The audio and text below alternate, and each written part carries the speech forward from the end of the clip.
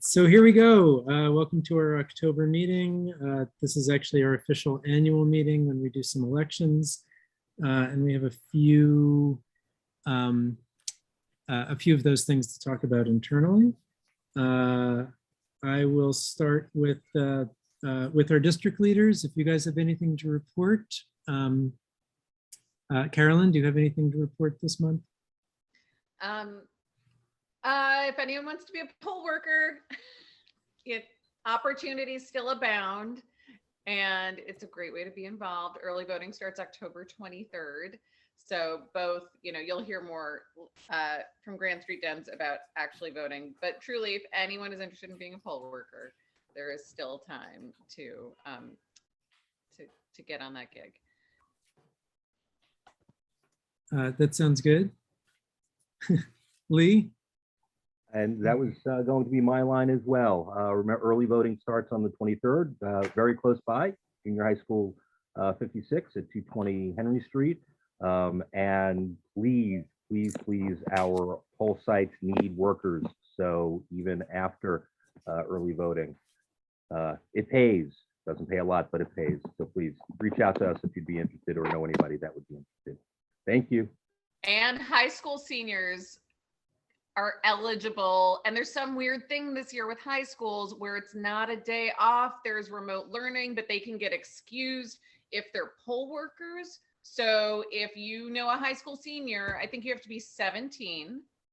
For a 17-year-old, that's actually that's good. That would have been good money when I was 17.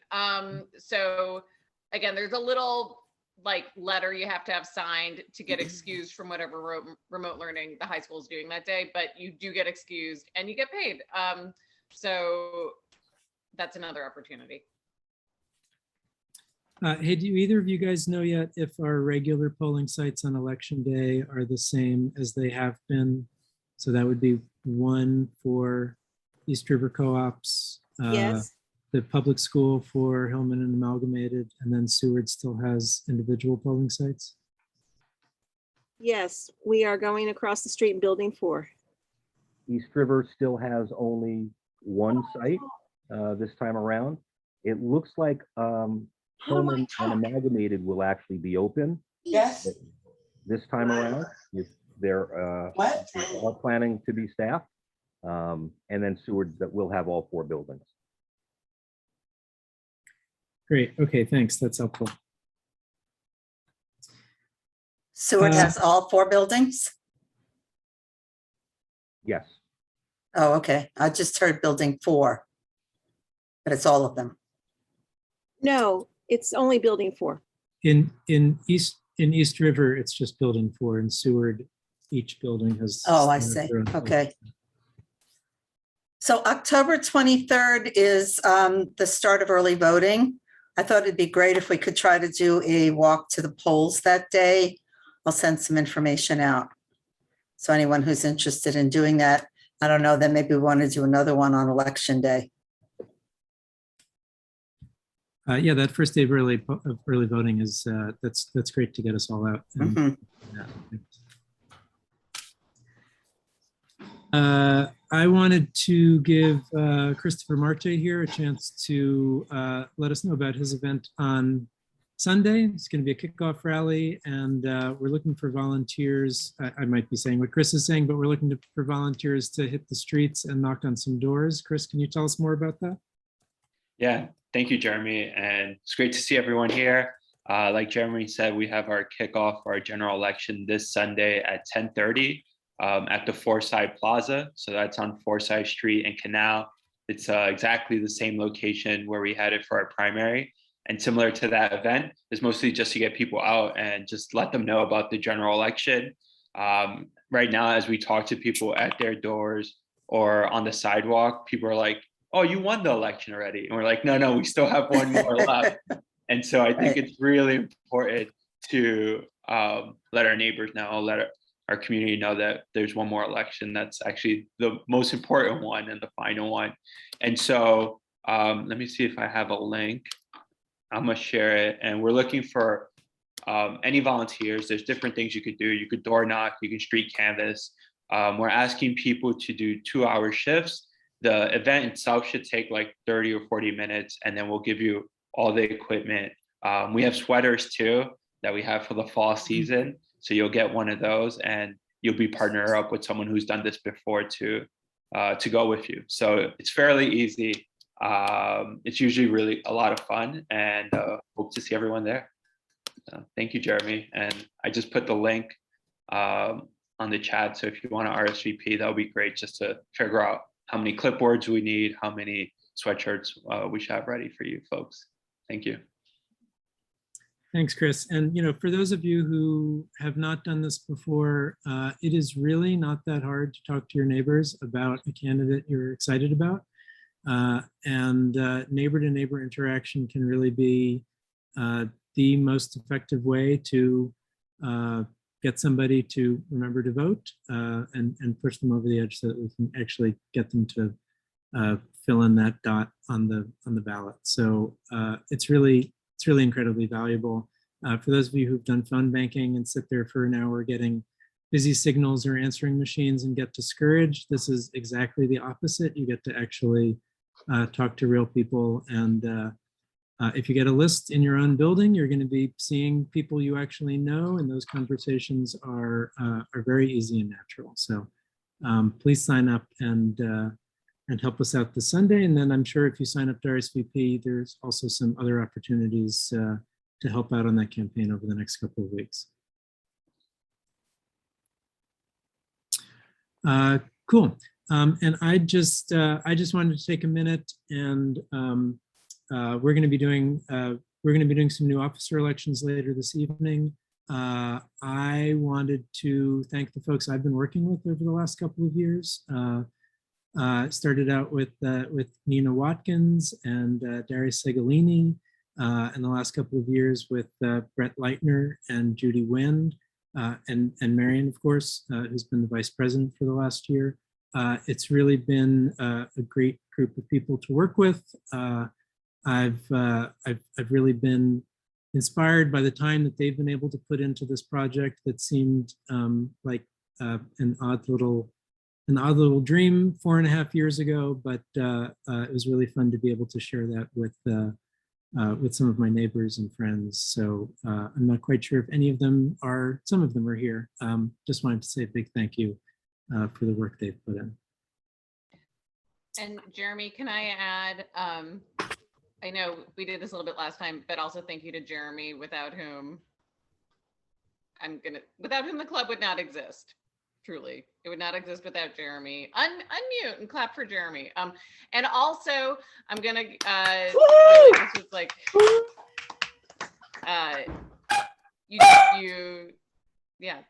you made it happen, and thank you for plowing through all these years and filings and everything.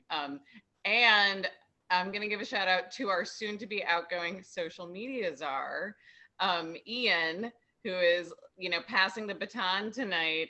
And maybe in honor of that, if you can go on camera, I could do a screenshot of our 2 screens, which we can then post on social media, to make our future social medias are proud. So you don't have to, but if it's okay with everyone, I'm going to take a screenshot, and there are 2 screens. I'm going to have to do it twice. So I'm not sure where you look like you are. So just keep smiling for both. Okay. So 1, 2, 3. Great. And now we're going to do one more because I go to the next screen. All right. 1, 2, cheese. Okay. Thanks everybody. Thank you, Ian, for doing that. And really, Jeremy, thank you for founding the club. It's been my great pleasure. Thank you. So we're going to move on to some logistical stuff, which makes a little bit more sense when we start looking at who the nominees are for officers.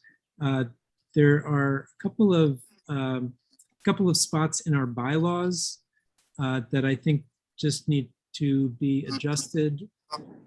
None of this is earth-shattering to the organization, but primarily, sorry, Tommy, I'm going to mute you. If you're trying to talk, let me know. Primarily, we need to remove the reference right at the top of our bylaws to Assembly District 65 Part A. We actually have no idea what this is going to look like next year with redistricting. We don't know what assembly district we'll be in. We might be in 2 assembly districts. We don't know what part we're talking about. So that was kind of the nugget that we started with, but is not necessarily what this club needs to represent going forward. And it just seems odd to have that in the bylaws actually written in there when that's a description that's not necessarily going to be relevant anymore. So that's in Article 2, Section A. For those of you who are following along at home, this is removing the reference to 8065 Part A and just calling ourselves a democratic organization on Manhattan's Lower East Side. Let me put in a link, by the way. I did put a web page up that had these changes. So if you guys want to follow along while I'm talking, hold on 1 second.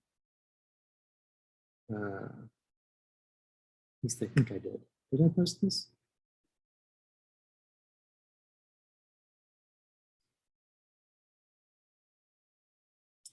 Yes.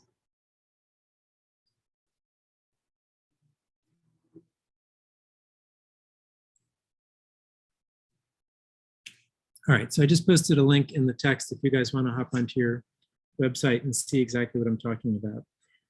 The next 3 sections that I'm proposing we amend basically deal with the office of the vice president. We had 5 people interested this year in 4 positions, and a lot of other clubs have more than 1 vice president. It helps, first of all, just accommodate when there are more people who are interested in getting involved, and it also helps us kind of split up specific responsibilities and define those vice presidencies in different ways.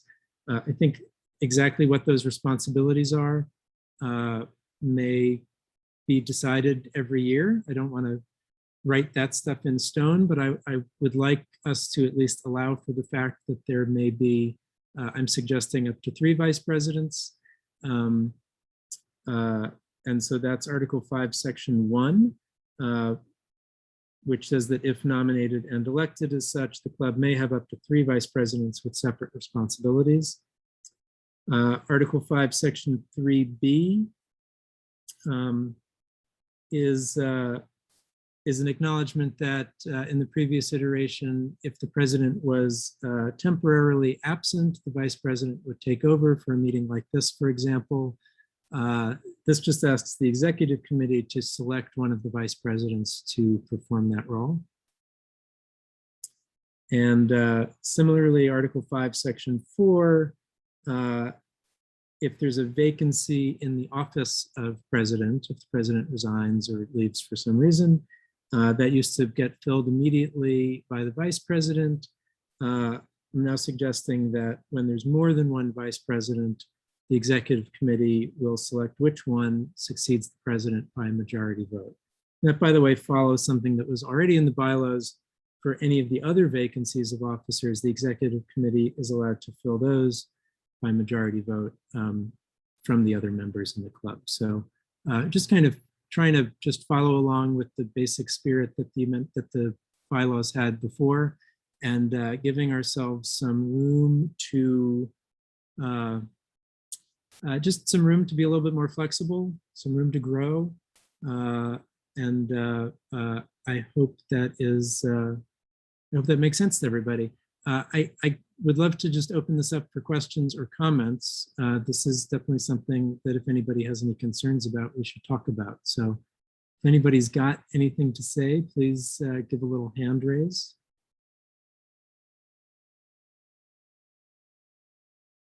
We don't have any lawyers in the room. I figured somebody would have something to say. Well, I'm a lawyer, and I'll say that I think, as the co-author of the Constitution, I will say that I think this is very nicely done and effectively gives us more freedom, but doesn't make too many changes. So I think it's well done. Thank you, Ian. Yeah, Ian, if you remember 4 years ago when we were looking at some other clubs' bylaws and trying to decide what should be in ours, most other clubs who've been around for 20 years have just added little clauses and things to their bylaws as they go, depending on what particular internal fight they had to deal with that year.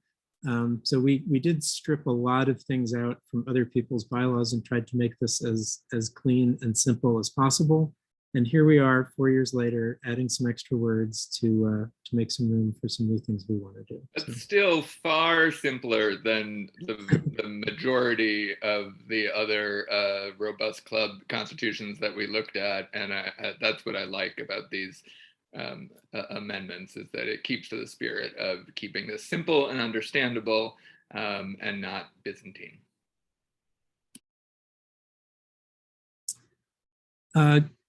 Great. Well, with that, I will close discussion if there's really nobody else who wants to make a comment. And this is one Harry, you've got your hand up.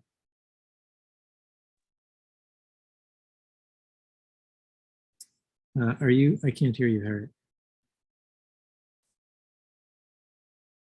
No.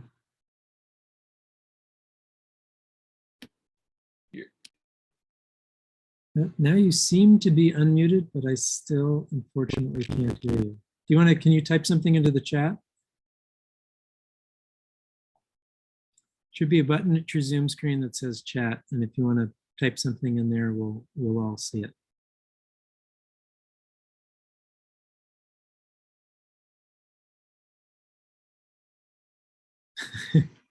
Or you can text me. You can text me on your phone and I'll read it out. Because these are bylaws and because Harriet was one of our original members, I kind of don't want to move on to a vote until I hear what she's got to say about this.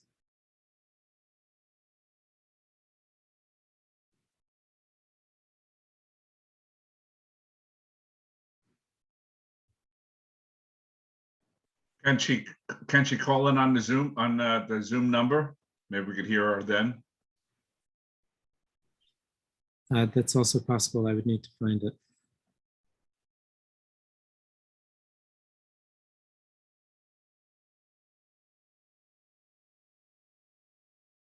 It looks like she might have left us to try to come back. Okay. Julie, thank you. I'm sorry, let me just give her 1 second, see if she comes back in. Harriet, are you still there at all?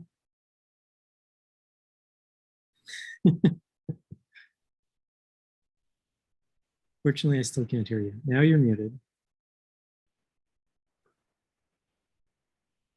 She's getting technical assistance. She is, but you seem to be unmuted, Harriet, but I still can't hear you. Maybe the mic on her own computer is not on, besides the Zoom. Got a new headset coming in. So, Jeremy, while we're waiting, after this vote, I just want to remind us that Tommy had asked Can you hear me now? Yes, go. Yes. Oh, okay, thanks. Sorry about that, guys. Other ears. Okay, clearly Good. not the one who's going to get the social media baton. So since we're 65A, or we've been 65A district, that determines how many judicial delegates we have. Am I correct? Yes. Let me. Is there more to your question? Because I can. Well, the question is, if we change it, how does that affect the number of judicial delegates we have, and how can we increase the number of judicial delegates that we have? Gotcha. Harriet's asking a very interesting question, and it involves some sort of overlapping definitions of where districts are. And let me see if I can try to summarize this. Our district leaders, Carolyn and Lee, are bound by a specific geographic boundary. Right now, that's called Assembly District 65 Part A, and next year it might be called something else. We just don't know. but that's specifically a definition for the district leaders. The club does not need to have any particular geographic boundary. And what allows us as a club to participate in these other processes like judicial delegate selections and county committee nominations is to have a district leader who is part of this club. So there's a little bit of an overlap there where Carolyn and Lee, as district leaders who are members of this club, grant us certain rights to other systems that participate with that assembly district number and part letter. But the club itself does not need to be bound by that. We could have district leaders from other parts that join this club, and we would then have a role in some other parts of the district. So I hope that makes sense. At the moment, we're sort of coterminous, the club and our district leaders, but it doesn't have to be that way. And we could have other district leaders, and we could redefine who it is we are recruiting as members. It gets a little fuzzy in there. If you think about downtown independent Democrats, for example, they now have 4 different district leaders from 3 different parts of Assembly District 65. And so they have certain responsibilities and obligations through their district leaders, but the club itself is even bigger than that. They have parts of Assembly District 66 as well. Does that help? Does that answer your question? No, it just gave me kind of a lot more questions, but Gave you a bigger headache, yeah. yeah, Sorry, I was just going to say, but perhaps a simpler way of putting it is that changing the wording about Part 65A has nothing to do with the amount of delegates that we would have, the amount that we have now or the amount that we can get in the future. okay. All right, that answers that question.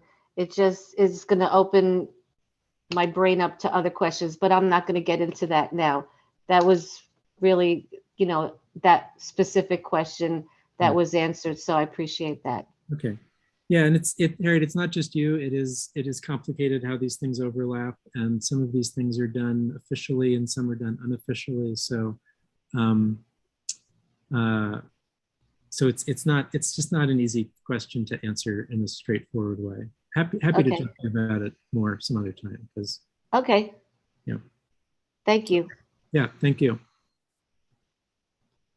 And I'm sorry, Marion, did you say something about Tommy? Yeah, Tommy had asked that we start with the land acknowledgement tonight. Oh, yeah. Okay. I'm sorry. I skipped right over that, didn't I? So, yeah. So is this a good time? Should we wait till after election? Usually we start the meeting with it. Why don't we try to just close this out and have a vote on the amendments, and then I'll yield back to you for a minute to do that. Okay. Thanks very much for reminding me.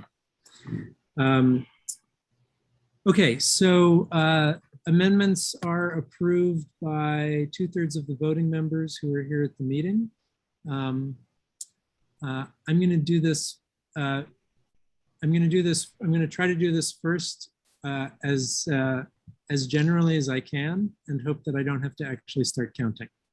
If you guys could all find your reactions tab and raise a hand if you approve of these amendments to the bylaws. I'm going to scan through and look for participants and see what we've got. Yeah, hand raised, thumbs up, whatever it is you want to do then. Check mark. Everybody's got their own different reaction. I love it.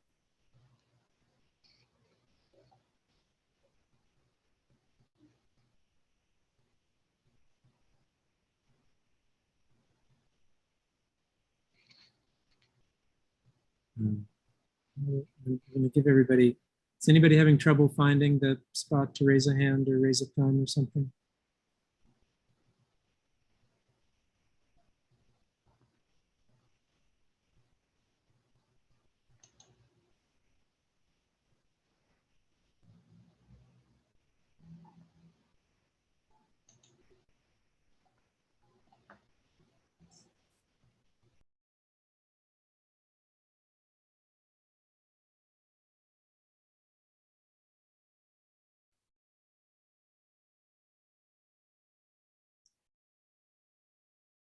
Ian said nice things about the amendment, but Ian, I don't see your hand raised.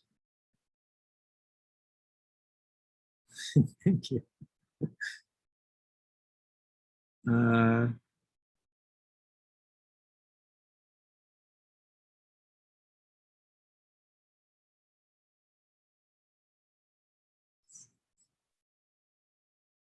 Right, I'm actually still not seeing quite enough to make this work. Hold on a second.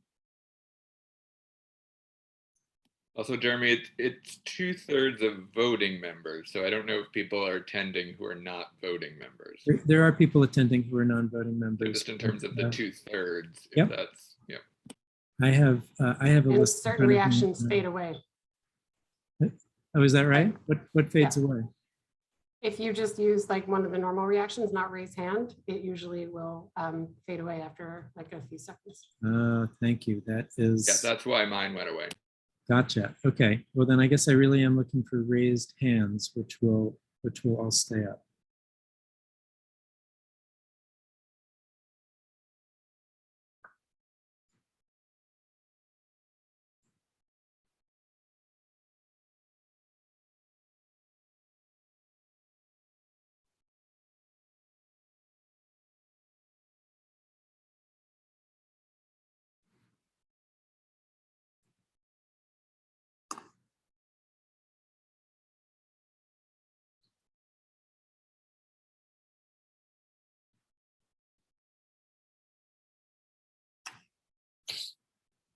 Okay, so I'm seeing 21 raised hands. I'm seeing 5 voting members who have not raised their hands. And I believe by my rudimentary math that gives us 2/3. So I'm going to declare that these amendments have passed. Thank you all very much. I don't know how to do a mass lowering of hands, but I think you can do that in your own reactions area. Marion, did you want to do a land acknowledgement for this meeting? Yes, I will do a Indigenous land acknowledgement. And I want to thank Tommy for suggesting it. We usually do this in many of the meetings that we lead these days. I'm going to do a very short one. So we are in Lenapehoking, the unceded lands of the Lenape people. We pause to pay respects to the Lenape, past, present, and future. Please take time to consider the legacies of violence, displacement, and forced migration that bring us here today. All part of the Lenape story, the colonization of the land, of this Lenape homeland, and the erasure of Indigenous culture and history. Today, there are 3 federally recognized nations in the US that are Lenape. Truth is critical to building relations that result in the acknowledgement of what has been buried and the effects of settler colonization, leading to action that begin to mitigate these effects. Let us take time for contemplation and planning action. Thank you. Thank you.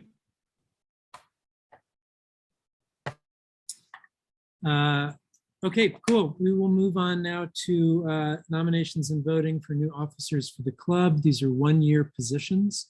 As you know, there's a term limit for president of 4 years, so I am not eligible to run again. And I feel like we've really taken the opportunity to do a pretty wide search. Marion and I, Carolyn, Lee, we've all talked to many members of the club over the last 6 weeks or so. First, just for real feedback about what the club is doing well and what we're not doing well, but also to feel out who might be able to contribute to these leadership positions. I have some nominations to make of people I know who are interested. It's important to note that nominations are open during this meeting. So as I open the nominations for each of these positions, if you have a nomination to make that is other than the one I have already brought up, please raise your hand and you will be acknowledged to make your own nominations. So I'm going to go ahead and open nominations right now for the office of president. And I'm going to nominate Marion Rydell for that position. Can I get someone to second that nomination? I second it. Got a lot of seconds, which I like. Are there any other nominations for that office?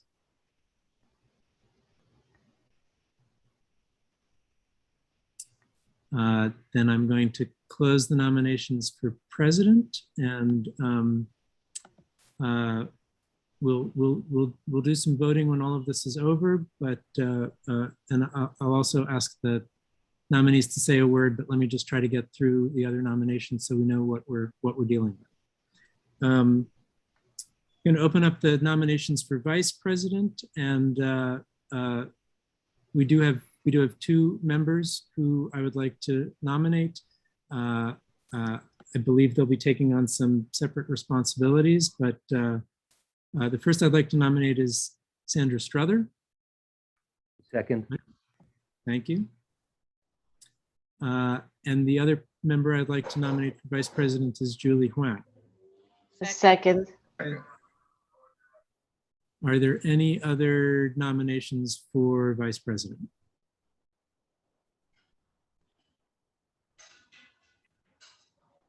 Just raise a hand or yell at me or something. Okay, good. Then I'm going to go ahead and close the nominations for vice president and move on to our nominations for secretary, which I'll open up with nominating Melissa Schiffman for that role. Do I have a second? Second. Second. Are there any other nominations for secretary?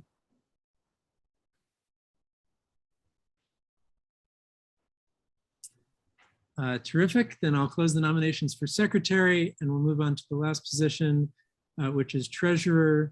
I'd like to nominate Kenny Wind for the office of treasurer. Second. Thank you. Are there any other nominees for treasurer?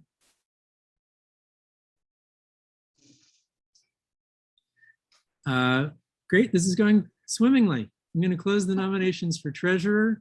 And if you don't mind, I'm going to allow each of the nominees just to say hi and introduce themselves, and then we'll get to a vote.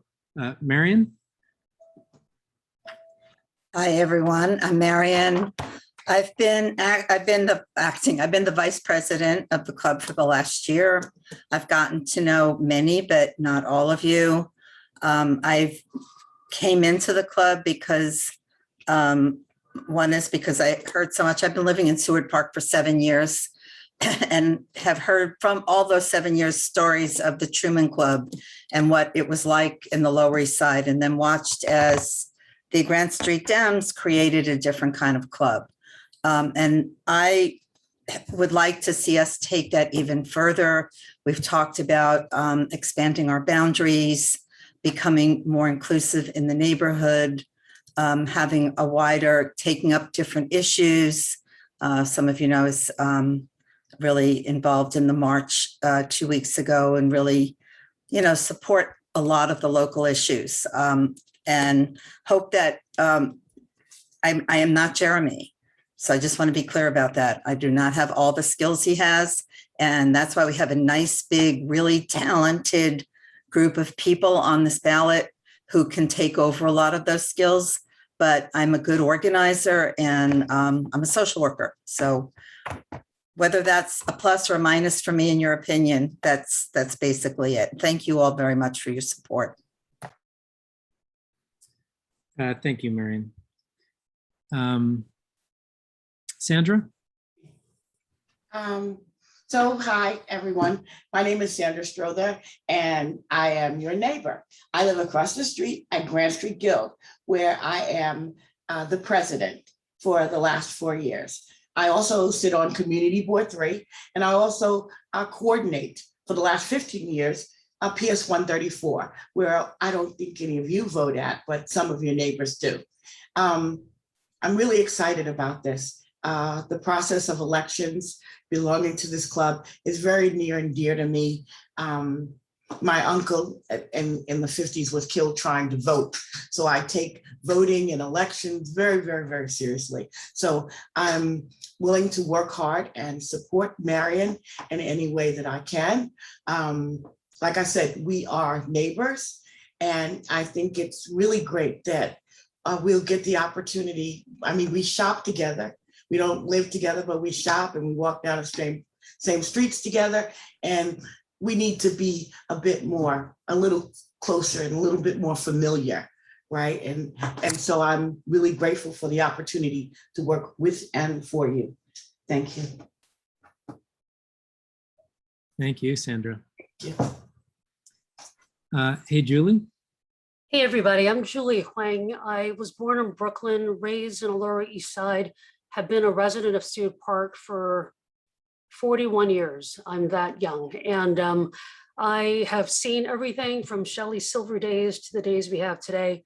I'm a city worker, city employee at this time, but prior to this, I spent most of my career in corporate public relations and investor relations. My interest in Grand Street Dems has always been from the beginning, but from afar.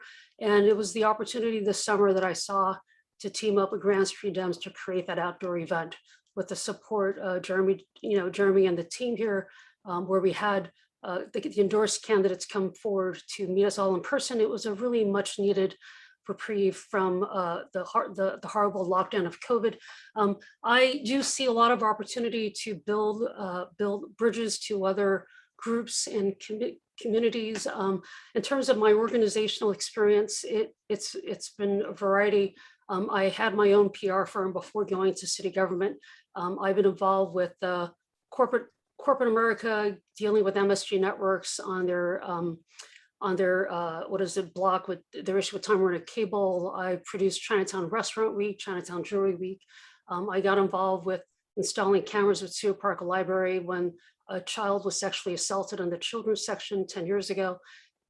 And also got involved with sort of co-location of schools and how do you respectfully find space for schools without disrespecting any parents or their right to education, good education. Okay, so I'm keen on doing things without disturbing too many people. You got to find a way to bring peace. I'm a peaceful person. I don't look for a fight, and I'm looking forward to working closely with everyone to understand the issues in this community. And I'm your neighbor, so I've been here forever, and I look forward to participating more. Thanks so much, Julie. Melissa? Hi, everyone. I know a lot of you, not all of you. I've lived here for 17 years. And I think it was just the news over the weekend about the death of Anne Saxelby just made me realize like how long I've lived here and how much community building really, means so much to me and my family. And I've worked with a lot of people here on different PTAs at different schools. And, I've always said I'll follow Jeremy anywhere. He's like the Pied Piper. But I love collaboration. I love working together. I'm also a social worker. So Marion, I think that's a huge plus. And I've done a lot of advocacy work for the state of New York and nationally for the Cystic Fibrosis Foundation. So, I'm very passionate about disability rights and, healthcare access for everyone. And I just really love to bridge together groups and, build movements. I think I'm pretty good at it, but you guys will decide, I guess. Thanks. Thanks, Melissa. And Kenny. Hey everyone, my name is Kenny.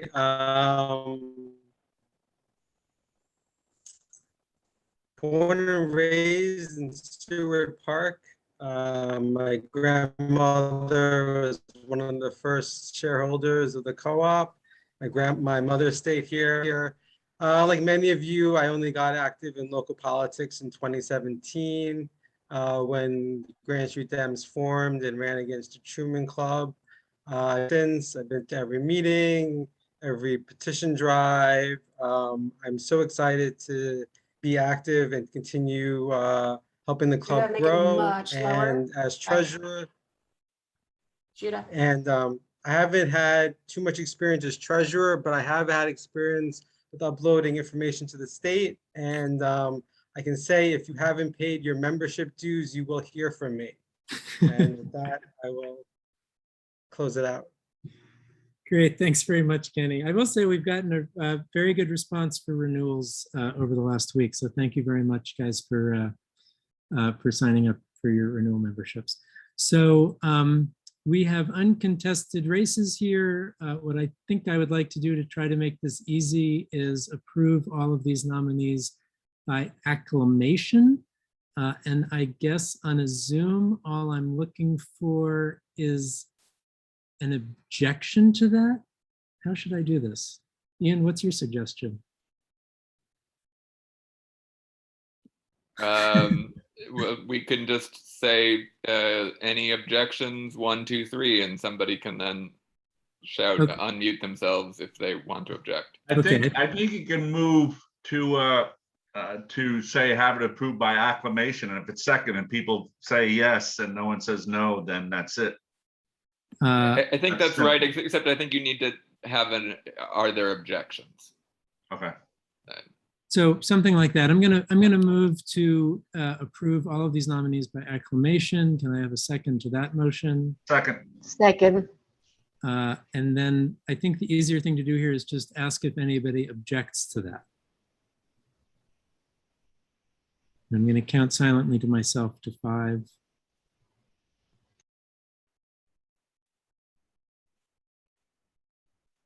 And then we're done. Thank you very much. I would just like to say, by the way, I'm super excited about this new team. I've known each of these people for different lengths of time from different directions. And I just see them all bringing something very special and something different to this club. And I'm really, really excited to see what they do together, and really grateful that they decided to step up at this time to take the lead. So thank you to Marion and Sandra and Julie and Melissa and Kenny. And I'm really psyched to see what comes next. I'm going to keep going. We've got a little bit more to do in this meeting. And I'd like to introduce Jenny Lowe, who some of you know. She's actually a state committee member, but I think is here to talk to us about some Board of Elections business. Jenny? Thank you, Jeremy. Hi, everyone. It's good to see you guys tonight. I have asked Jeremy to see if I could come to give you some update on the Board of Elections. I'm not sure if some of you know, but I've been nominated and appointed by the City Council to be a commissioner of at the Board of Elections representing the Democrats in Manhattan. So I've been there for it's not a job. So supposed to be just me that it's not a job. It is some kind of, it's sort of like a volunteer gig where they give you a stipend for every meeting that you attend, and the maximum that they pay you is $30,000. So it's just, you know, something that I thought I would be able to help improve the Board of Elections, and that's why I accepted the request to be nominated. So I've been there for about, I started at the last week of September, and have most of the work is really attending weekly meetings that the commissioners have, and then their day-to-day stuff that come up, and then we get involved by email or by phone call. So, but I wanted to just come in and share some updates with you all, and also ask you for help. So, you know, we have a November 2nd election, general election, and the Board of Election is still, I'm going to ask for help first, still looking for poll workers.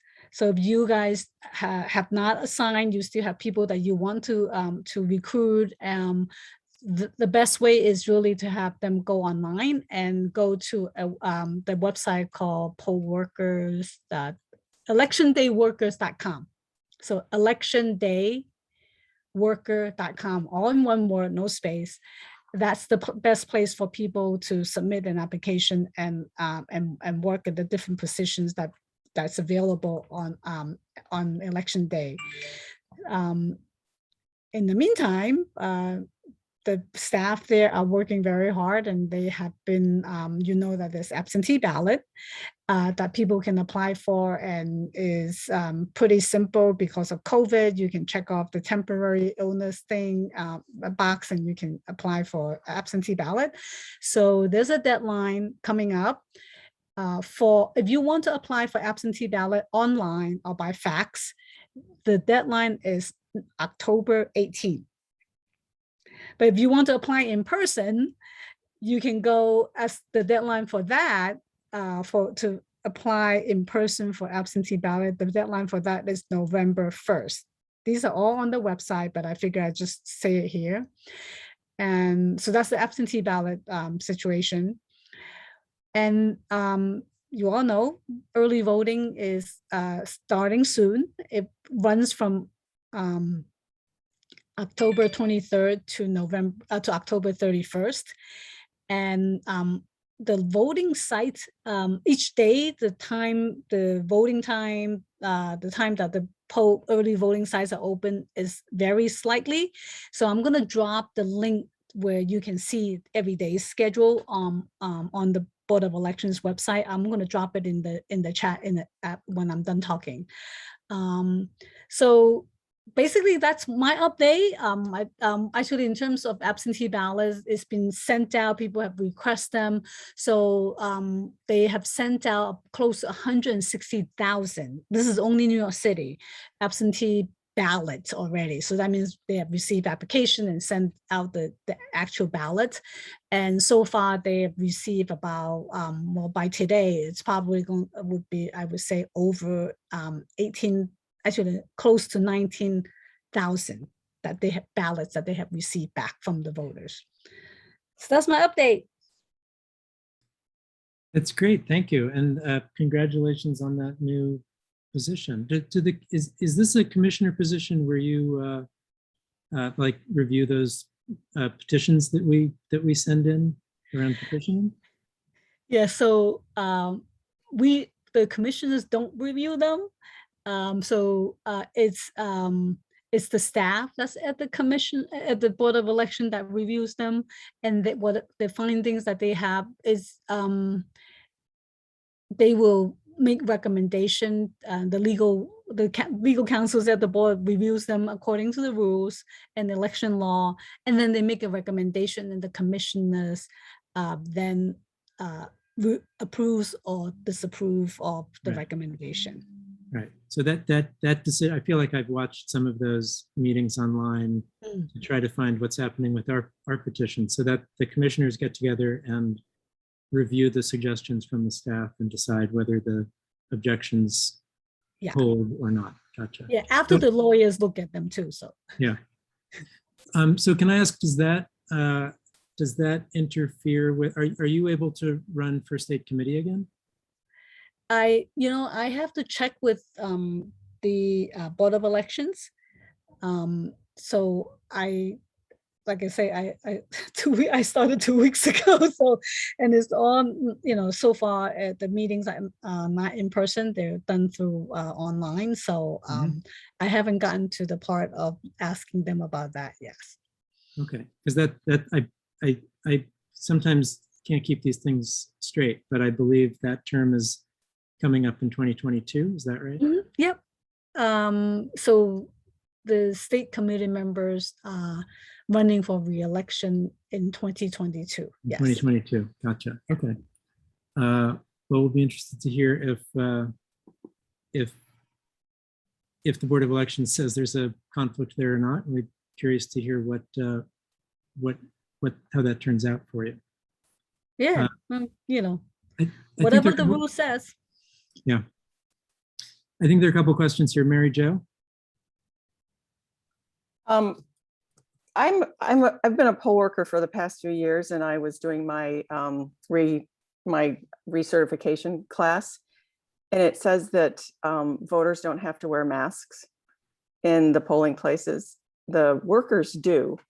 And I'm actually thinking I'm not going to work this year or this election in November, because I'm typically assigned in East River. The room is small. It's just jammed with people and I don't feel comfortable. Do you know why the voters aren't required to be masked? So, so as I said, I am 2 weeks in. So I don't know what that is, but I will find out. And I can I answer. don't know. I mean, I thought the governor says that we, so right with, and even the city of New York, the mayor says that when we go indoors, we have to wear masks. So I'm not understanding what that is, but I'll find out. And whatever I find out, I'll pass it along to Jeremy. Does that work, Sandra Jeremy? Sandra said she may have an answer too. Oh, okay. Well, basically it's because we cannot deny anyone the right to vote. So the Board of Election can control its own workers, but they cannot control the public, and they cannot deny them the right to vote, regardless of the situation. So I thought the previous elections, everybody had to be masked. No. And what we do though, is we treat a voter as if they have COVID.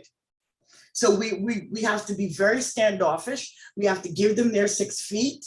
We instruct them to do this, do that, but we handle them very, very, with extended arms, but because we cannot deny them the right to vote. That makes sense, but I think from what I remember, we were able to tell people that they had to mask up in the last 2 elections, last November and in the primary. And it sounds to me like this time we're not going to be able to do that. Well, I've worked all of the early elections. I've coordinated for a really long time, and we've never been allowed to enforce anything on the voter. We just can't. Wow. See, I remember, because I've told people, maybe this is wrong, it's being recorded, that to put their masks on. We can offer, and we can explain to them that, it would help others if you do this, right? To feel comfortable, but we just offer, but we cannot insist. Yeah. Okay. Thank you, Sandra. You're welcome. Great, thank you. What I'm going to do now is we're going to move on to, at our last meeting, we were talking about finding some members who are point people for certain topics in the neighborhood. We're going to hear from a few of them who have some information or action for us to look forward to. I'm going to start with traffic issues, which is Bill Ferns and Harriet Skidelsky. Bill, you said you wanted to share something on your screen. Are you allowed to? If just real quickly, but let me give or maybe Harriet wants to give an intro. Well, no, it's okay. Go ahead, Bill. Okay, so basically at the last meeting, those of you who weren't here, Jeremy asked that people, if they want to take on issues that we sort of self-appoint as captains, though I'd rather use point people or whatever, organizers. But so Harriet and I had both spoken up about how the traffic thing is just still driving us nuts. So we talked about putting together, at least trying to find out who's really interested in dealing with it. So for starters, we worked on a little survey. I wanted to show it to you. The plan is to basically survey members of the Grand Street Dems, see if, who's interested in getting involved, but then, have all of us who are interested to then propagate this survey out to the people who they know who aren't in the Dems, but live in the neighborhood, who might be interested. And then once we actually get a critical mass, well, it doesn't have to be that many, but, sort of come up with some kind of actions besides filling out petitions that they don't listen to.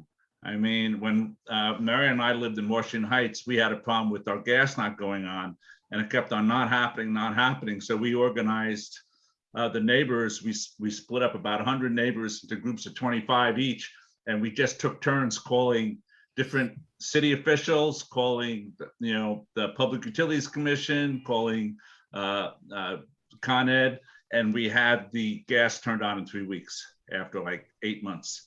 So we also had a tree that we were having a problem that was going to fall over. We did the same thing. So lots of times, if you don't even have to like do crazy stuff, but you just have to make their lives unbearable in a certain way that they start to pay attention. So that would be the plan. So I had asked Jeremy just for a second if Jeremy, the screen sharing is disabled. Can you? I can. So I hear outside. Those of you who live on Clinton Street, there's like someone honking the horn and someone else is yelling, "Shut the up!" I censored it for anyone who has kids in the background. So yeah, there it is. Okay. I'm not sure how to do it. I'm going to make you the co-host, which. Okay. This will just be quick. So let me see if I can do it now. Oh, okay. So here's the survey. So this is just a simple Google survey. This is an actual picture I found on the internet of the intersection at Grand Street. I think it's, I'm not sure what, I think it's taken actually from Grand Street Guild, because that looks like the entrance to the Trader Joe's Target thing. Daisy, this might be your picture. Yeah, that's exactly what I was going to say. That was my picture. Okay, yeah, I just Googled it, and that's fine.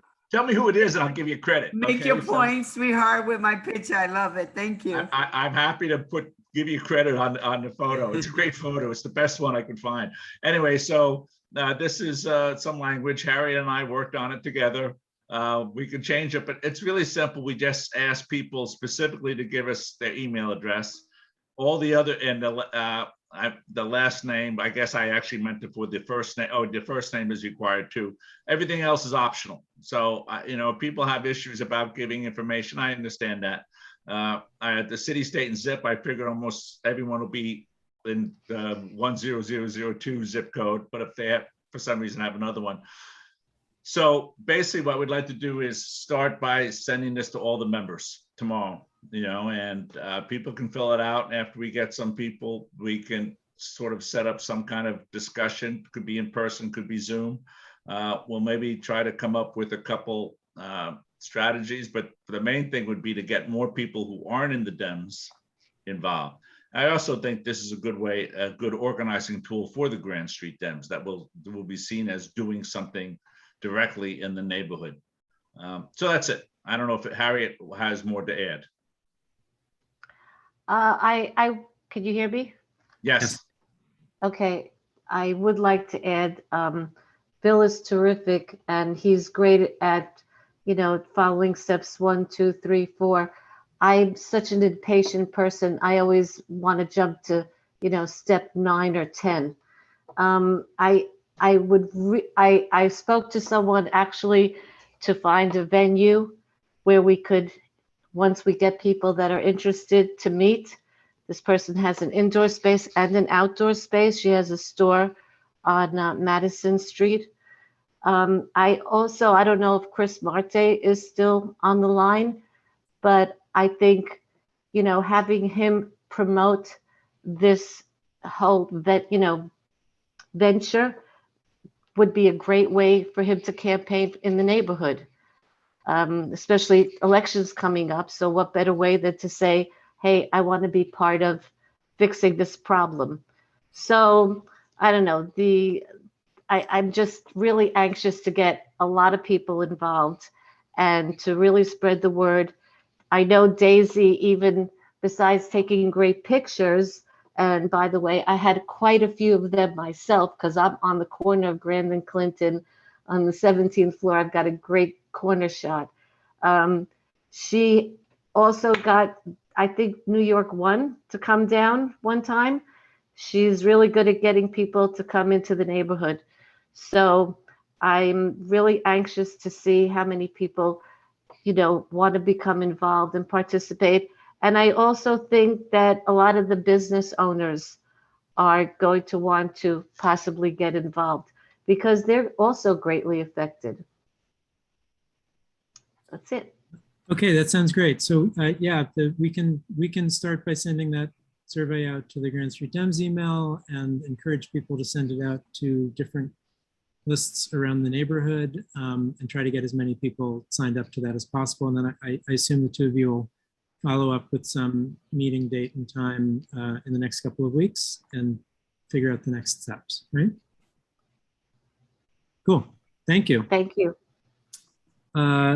Next up is a climate action for, oh, I'm sorry, Daisy, did you have your hand up? Yeah, I just wanted to piggyback on saying that it would be great to bring in Greg Mocker. He's the one that follows up with the traffic. We can bring him down as a follow-up of 2 years ago. The traffic is still the same or probably even worse. And it would be great that once you kick off, what it is that you want to do regarding the traffic, I would invite him in so that he can do the story for you. Perfect, thank you. Next up is climate action with Sarah. Sorry, Marion, yes? Well, I would just like to say that Chris Marte is not still on the call. So Harriet and Bill, maybe you can reach out to him with this because I think it's a great suggestion. I think he would be into it. Thank you. So next up is climate action with Sarah Richardson and Mary Jo Burke. Are you guys both here? Yeah, there's Sarah. Yeah, I'm here. And I know Mary Jo's here as well. And I'll start it and hand to Mary Jo if she's got something to add. So with the crowd in this room, I don't need to share or explain why the climate crisis is in fact a crisis. Instead, I'll bring a couple local ideas for members in this call to have action, and then a national kind of resource. So because the climate crisis is so big and it touches so many different parts of our lives, there's an opportunity. With all these fingers, there are a lot of different ways to address it. And one opportunity that's super local and we can address right now is food systems. Composting food scraps is a climate solution. And this is a relatively new idea for me. I knew that composting food scraps and turning them into rich compost material is super beneficial to gardens in the neighborhood, our community gardens, and to our parks. I know the Parks Department uses compost created by the city to nourish plants and trees without using chemical fertilizer. So I knew all that goodness. But what I learned only recently is that when food scraps, which are called organics in solid waste jargon, when they go into regular landfill, they're really, really tightly packed in. Like if you think of the back of the garbage truck, it's all smushed. When the food scraps are at the bottom of the smush pile in the landfill, with very little oxygen flowing around, they take a very long time to decompose. When they do decompose, they release methane, which they don't in a different kind of decomposition situation. I'm getting super sciencey, it won't take long. They produce methane, which is a super potent greenhouse gas. It's way worse than carbon dioxide. It's like 86 times worse.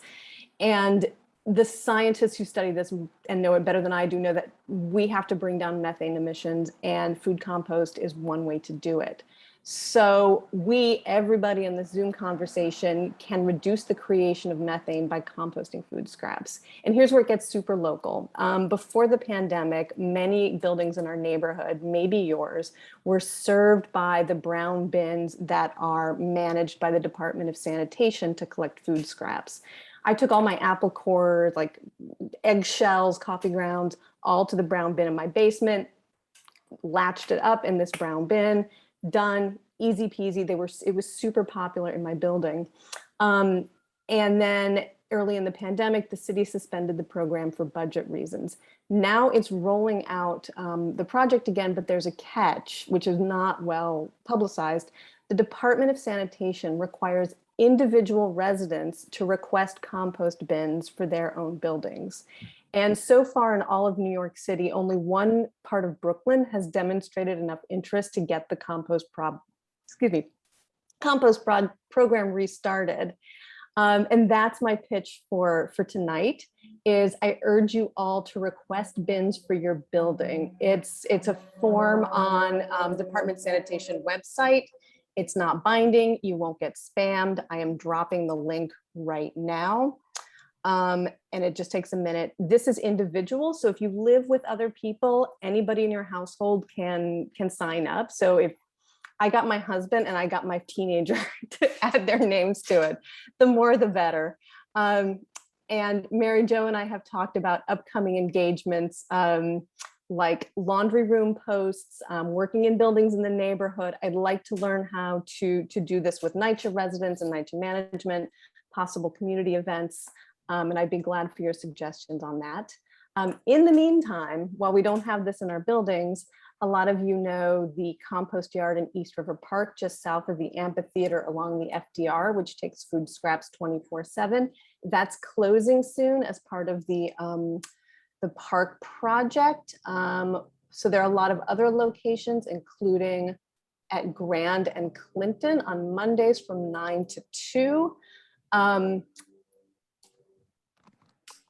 somebody who lives closer to that intersection might confirm that it's the corner with the Citibank. I'm not sure.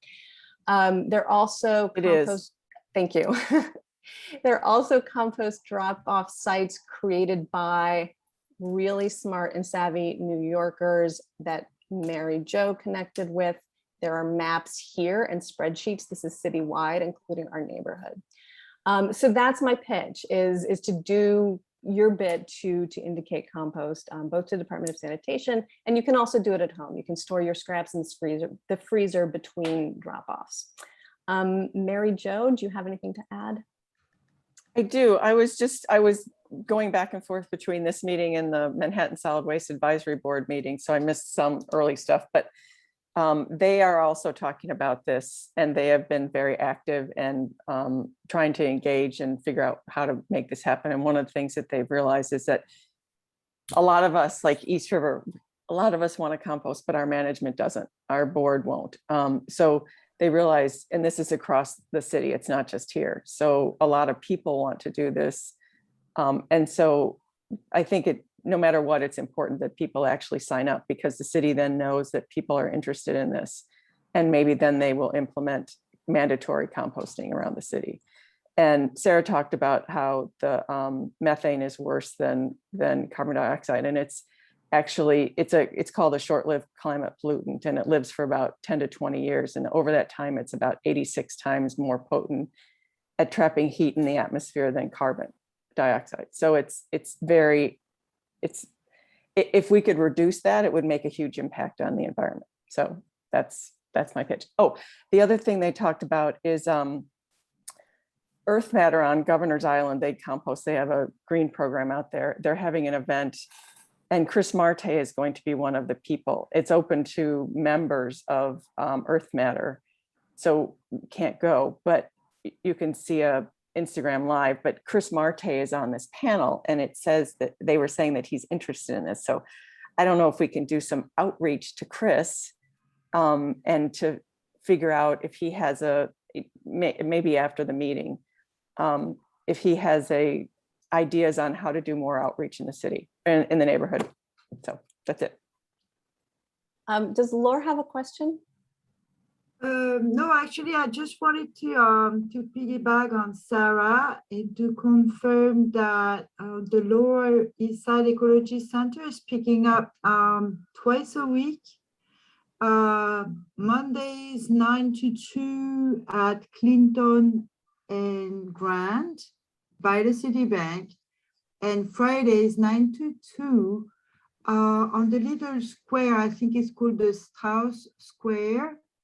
That's at the corner of Essex, Canal, East Broadway, and Rutgers. So there's twice a week opportunities. It's right by the subway too, that one, to compost while we're waiting for the bins downstairs. Thank you. And there are a lot of resources people have put into the chat, confirming some of these pickup to sign sites. So that's good. If I may have one more moment to move from compost, which is kind of super local, like in our kitchen, to much larger, is if folks are interested in volunteering at the national level, there's a group called climatechangemakers.com, which is a nonpartisan climate advocacy group. They advocate for policy action. For example, this week, the action is about ending subsidies for fossil fuels and pressuring big tech and big businesses to support the Build Back Better Act, essentially corporate accountability. They organize 2 drop-in hours of action each week, Wednesdays at noon and Thursdays at 8 p.m. The meetings are held via Zoom and Google Docs, so it helps to have facility with those tools before joining. I usually join the Wednesday noon group. I just block off the time as my lunch break at work on my calendar. And I'd be happy to see any Grand Street Dem pals there. I'm going to drop the link to that group in the chat as well. And what questions might anybody have at this point? Okay. I Thanks have very one much. more. I have one more thing, Jeremy, just quickly. So when the compost yard closes, they will probably still have a drop off there, and when they don't have it there, they hope to have it somewhere close by.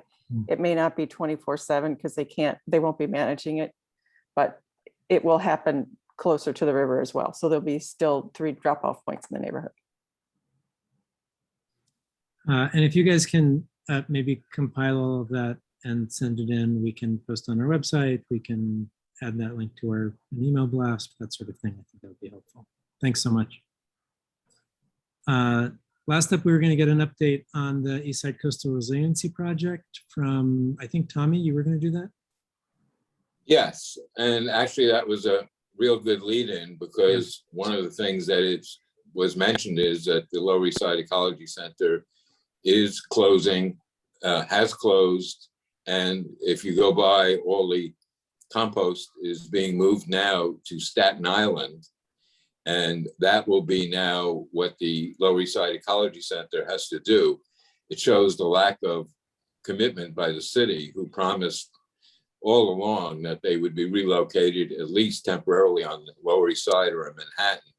So now they have to take their composting, truck it to Staten Island, and come back, which doesn't really address the issue of climate change too well.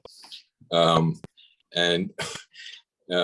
that's the irony, and hopefully you folks who are working on this will get the composting back to where it should be and make it accessible to everybody, because right now it obviously is not.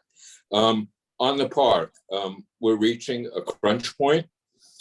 Many of you know that we started this in 2012 after Hurricane Sandy.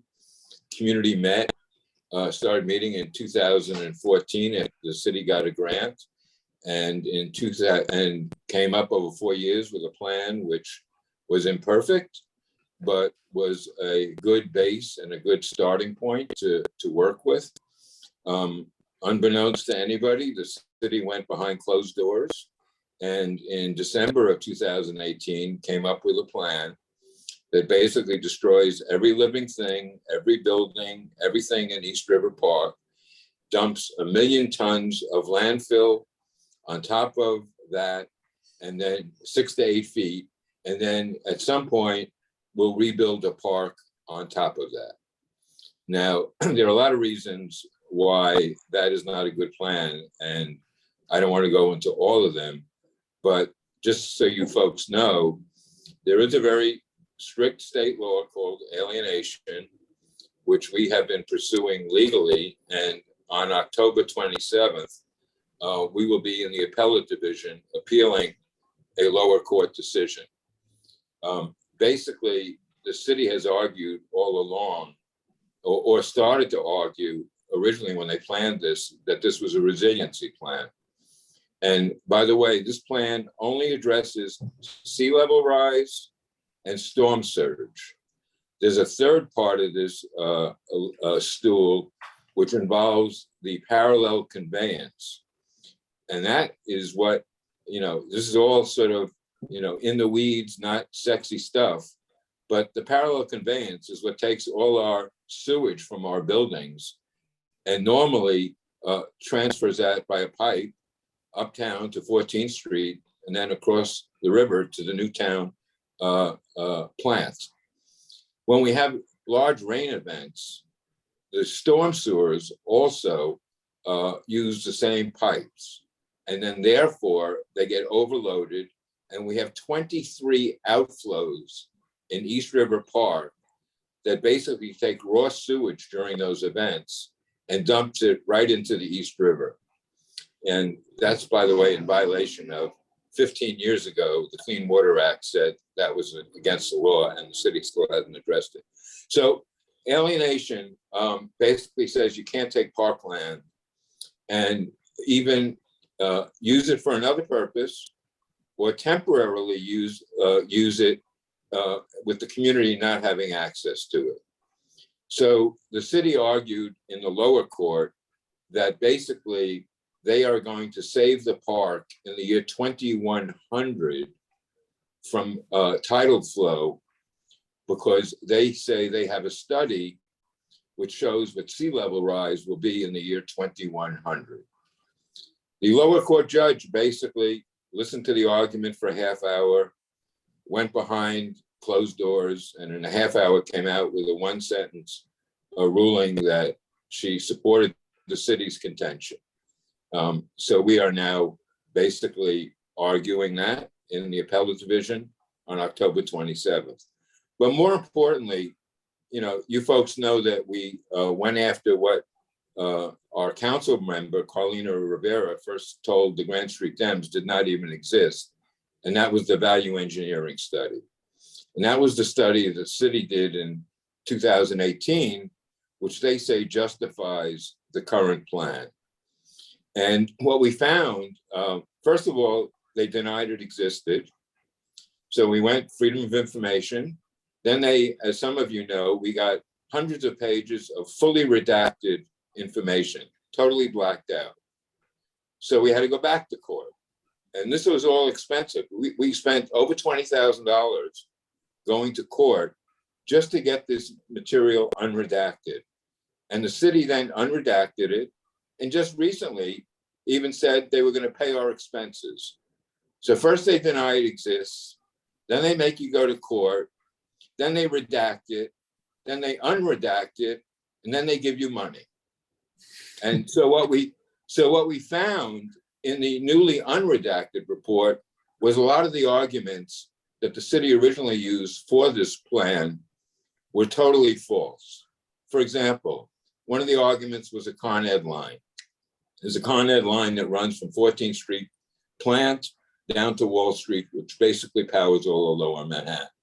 They said the original plan would have required the disruption of that line and would endanger it.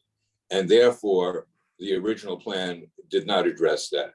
Well, when we got the unredacted report, the new plan, while addressing that issue temporarily, does not address it long-term. They actually acknowledge in the plan that there will come a time, sometime in the future, when that line will have to be rewrapped. And again, the park will have to be ripped up in order to do that. So that was one of the red herrings. The other is in the whole process of alienation. The community plan was originally around $750 million. And the city said, when they re-looked at it, they said that it came close, much closer to the budget that they said was their plan, which is about $1.4 billion. And the way that happened was they actually added alienation cost, because when the community loses a park, the city has to financially reimburse them for mitigation. So they put in the unredacted value engineering study that the community would be entitled from anywhere from $300 million to $700 million for the loss of the use of the park during the period that the park was under construction. So they added that cost to the community plan, of $750 million. And lo and behold, it came out to the same number that they had, but we got none of the benefits of the mitigation. So that was another falsehood. Lots of questions. We're supposed to hear tomorrow about the phasing. One of the commitments was that 40% of the park would remain open at any time. We have not been told yet how that's going to happen. So tomorrow they're supposed to disclose how that's going to happen. They haven't also disclosed how the rest of the park will be usable while it's in the middle of a major construction job. And that involves air quality, safety, and other issues. And the last part of this, and then I'll take some questions because it's a very complicated issue, was there were the bidding process. This is a $1.4 billion project. The city put out the bids for this to what they claimed were qualified companies. They had to show pre-qualification to be able to do this job. After the whole process and delaying the bids 5 times because they didn't get any bids, they got 2 bids, only 2 bids on this entire project. One was for $55 million over the city estimate, and that was from a company that never existed before. It was a company that was put together, cobbled together in order to meet the qualifications for the bid. The second company was Tully Construction, a known construction company, and their bid, though, was $155 million over the estimated bid, but the city is required to take the low bid. So when the controller got this contract, he looked at the contract and he was asking questions, number one, about the qualifications of the company because they did not fill out all the required paperwork. And secondly, the city and the federal government has a goal of meeting 30% of the job to minority and women-owned businesses. The first part of the job, up on from 14th Street to 25th Street, the city has only gotten 12% minority women-owned businesses. And to that, you're gonna laugh about this, only 2 jobs in the entire project up there have gone to the community. None of those in the construction trades, only in minor positions. The East River job, which is $1.2 billion, their goal is only to have 16% minority women-owned businesses. So the contractors and the city is falling down in that area. So the controller asked a lot of questions and the mayor refused to answer them. And the city refused to answer them. So the mayor went over the controller's head, which he apparently is likely able to do, and approved the contract without the controller's approval. So that's where we stand. And, we do stand to lose 46 acres of the park and approximately 1,000 trees in the next few weeks, unless people get definitely more engaged. And I want to say, you folks should Tommy, know. can I ask you about that, Tommy, briefly? Yeah. I want to figure out what does that actually mean to get more engaged, and what do you guys have coming up, and how could people get more involved? Well, you have seen that one of the things we're asking for is a city council oversight hearing, because there's never been an independent review of this project, which is now coming close to $2 billion. And by the way, there's only $350 million of federal money in this. Most of the money is city tax levy money. So we've been asking the city council to have an oversight hearing. And what we got from the council chair of the resiliency committee was he wanted to hold a hearing, but he said he needed Corey Johnson's permission. So we went to Corey Johnson and we kept asking, well, your chairman wants to have an oversight hearing. He says he needs your permission. Why aren't you giving it to him? He refused to answer. Then just last week, some of you may know, and Melissa Schiffman, myself, Chris, we were all actually chained to trees in City Hall Park. And we got a fair amount of attention. And one of the people we ran into was Corey Johnson, who said he knew nothing about it, even though he's been inundated with emails and protests. And so he said he knew anything about it. But then he said we needed the permission of Carlina Rivera, Margaret Chin, and Keith Powers before he would okay a hearing, which is like asking, the wolf, the people who supported the project to hold an independent hearing. So right now we're asking, and you can go to eastriverparkaction.org, where you'll see a lot of information. You can put that, hopefully I'm on my phone, so if you can put it in the chat. It's eastriverparkaction.org. And you can help us lobby the 3 council people, Corey Johnson, to hold an independent oversight hearing where we can get the city agencies under oath to come in and testify as to how this happened, what their plan is going forward, and how we can be assured that we're not going to have a construction site for the next 10 years. I'd be happy to answer any other questions, because it is a rather complicated issue. So I put the website, everybody, I put the website into the chat, and if you go there, there's a button that generates an email to Corey Johnson asking for that oversight hearing. Also got phone numbers for Corey Johnson and his social media handles. Is there anything else on that page, Tommy, that would be a volunteer? No, but I want to tell people we only have one person, and that's Chris Marte, among all the elected officials, who has stepped up and said that this plan needs an independent review and has to be looked at before we lose it for the next 5, or everybody knows, at least 10 years. And none of the elected officials who we at Grand Street Dems have supported in the past have stepped up. And I think that's a question that we as an organization have to ask as we go forward. And then Tommy, besides that action for Corey Johnson, do you guys have a meeting coming up? Is there? Well, we've been doing a whole lot of things in the park.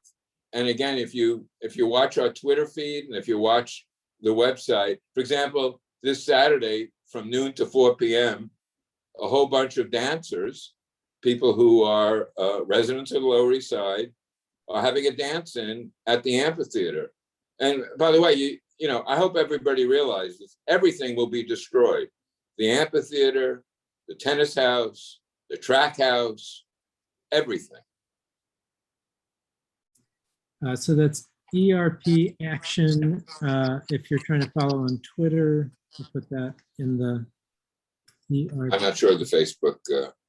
ERP Action is Twitter. And by the way, well, Tommy, we're gonna move on, I think. Thank you. Okay, good. So that's website and Twitter, and there's an action button there for Corey Johnson if anybody wants to hop on. It's really good to hear where we are with that particular issue.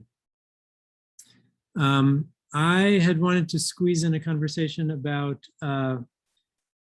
some ballot proposals, state ballot proposals that are going to be on your ballot in November. There are 5 proposals that would amend the state constitution. The way this works is these are proposals that have already been passed by both houses of the state legislature, I think 2 years in a row, and then they come and they end up on our ballot. And if they're approved by state voters, this is all over the state, then it amends the state constitution. I'm going to put up just a link to just kind of a cheat sheet that I put together for you to understand what some of these are. We're not going to be voting on recommendations here, and I'm not quite sure there's enough time anymore tonight to really get into a discussion of them. I will say the first proposal is the one that's most confusing because it includes about 12 different provisions that seem to be coming at redistricting from different directions. The others are a little bit more straightforward about voter registration, absentee voting, something very minor that will increase the, I think it's minor, maybe somebody else can correct me, that will increase the limit of claims at the for civil court suits, basically shifts some lawsuits from the Supreme Court to the civil court. And then one that, Tommy, might be interesting to you, which is ballot proposal 2, which adds a very broad new right to our state constitution, which is that each person shall have a right to clean air and water and a healthful environment. There's actually some questions about what that might even mean, but that would be a line added to our state constitution. So I will send this stuff out in an email also, but I encourage you guys to take a look at those proposals and have some idea of what's on the ballot before you go in and vote. I think that's it. That's our hour and a half. I don't like to keep anybody over. Marion, I know you said you had wanted to just close out the meeting with some remarks, so I'll turn it over to you. I would, thank you. And Jeremy said earlier that we've spent a lot of time talking to people over the last few weeks to see who was interested in joining the team. And I heard repeatedly from people the appreciation that people had for Jeremy's leadership, for the work of Jeremy, Brett, Judy, and Ian with your social media. And I just want to acknowledge that. I want to pass the baton. And Jeremy said, well, we really need to, you chair after the meeting, but after the election. But I felt like it's an important transition that we're having. And I know that people said, even the other day I was talking to some people and they said, well, I'm really looking forward to learning more from Jeremy. And so that, Jeremy, nobody sees you as gone and everybody sees you as central to where we are now. So I want to thank you for that. And I want to say that they're big feet to fill, big shoes to fill. I don't know if your feet are big shoes to fill.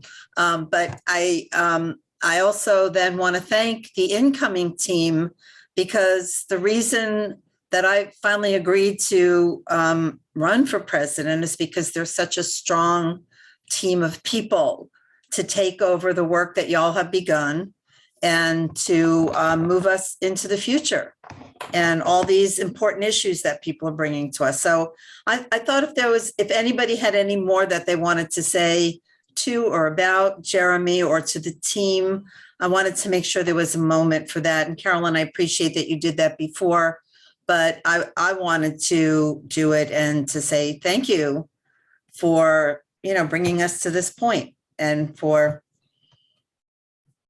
being who you are, all of you. Jeremy, I want to thank you for 4+ years of amazing leadership, helping to form this club and create something on Grand Street that was sorely lacking and sorely needed. And through all of your roles in the club, creating membership, creating community, thank you so much for everything that you've done. Thank you for continuing to participate and continuing to be a part of the club. And thank you to our new leadership. We really appreciate everybody stepping up, and we're all looking forward to your new roles and continuing to build a greater community on Grand Street. So thank you all. It really is heartfelt and truly appreciated. I third that those compliments, but I also, before people hang up, I want the new officers to stay on so I can take a photo. And my last role as a social media guy is to take a photo of the new officers, because I'm already typing the tweet and I want to have an image to go with it. So don't anyone don't stop the praise for Jeremy, but don't anyone who's an officer hang up yet, please.